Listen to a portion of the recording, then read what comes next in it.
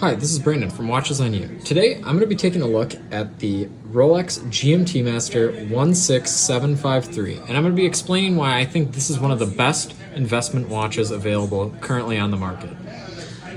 Now, first, I want to give a quick thanks to Continental Diamond in St. Louis Park, Minnesota, who lent us this piece for the purposes of this review. I want to also mention that this watch is available on sale pre-owned there at $9,230 without box and papers.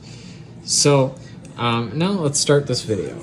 I'm trying to get into more kind of opinion-based content and speculative content because I think that I want to avoid making this channel a kind of dictionary for watches where you just type in a reference number and then find a review. I want to actually kind of give my opinion because I think I have like a perspective to share given that we've been reviewing watches for so many years and have kind of seen how things have developed, particularly in this crazy market.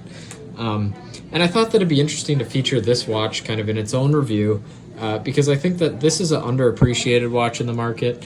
I think that two-tone watches really are underappreciated in the market, but specifically the GMT.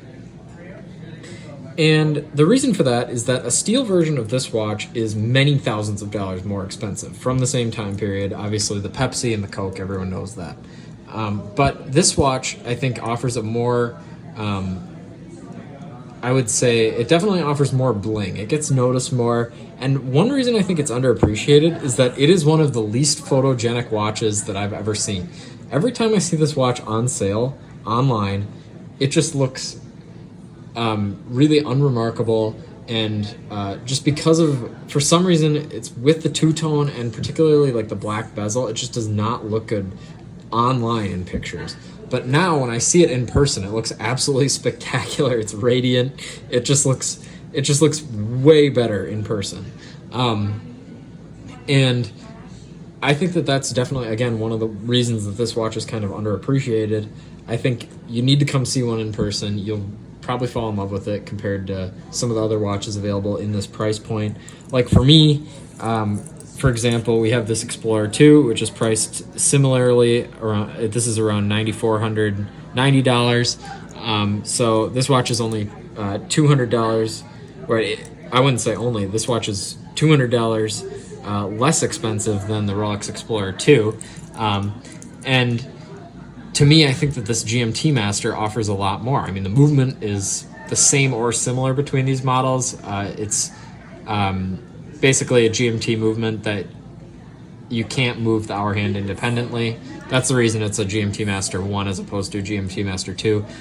But overall, I think that the two-tone offers a lot of kind of bling, and it offers a unique kind of product relative to the Explorer 2, which in itself is unique. I really like the Explorer 2, and I've considered getting one at many an occasion, particularly when I was in the market for a Submariner, which I ended up choosing. But overall, I think that this watch is a little bit more unique. You have a rotatable bezel, you have a Jubilee bracelet. I would definitely get the Jubilee version over the Oyster bracelet version. They seem to sell a little bit more from what I was seeing, and it kind of offers a differentiating factor between this and the Submariner at the time, which looked fairly similar. And actually, the Jubilee bracelet, some people don't like it. It doesn't feel as high quality, but I think it feels more comfortable than a Oyster bracelet, just in my own opinion, if that makes any sense at all.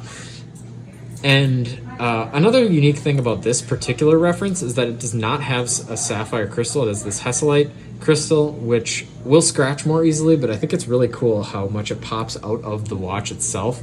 And it makes it look a lot more vintage than something with a sapphire crystal.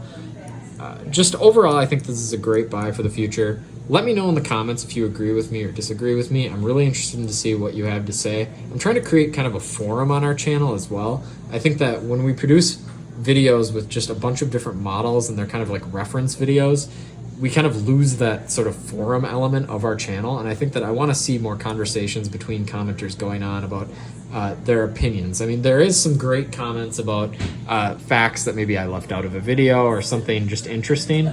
Or people asking me questions of like where to find a watch, but I don't really see that much of like conversations going as far as like opinions that people have about watches.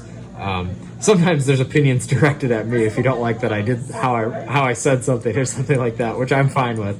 But I'd like to see kind of more speculative opinions, if that's probably a better word for it, from the audience. I think that would be kind of a constructive use of the channel and might give some people who are newer to the watch kind of hobby some more information to glean from each other. So thanks for watching this video. Remember, we're at Continental Diamond in St. Louis Park, Minnesota. Check out the link in the description if you want to learn more about the watches that they sell, or this particular watch. Thanks for watching this video.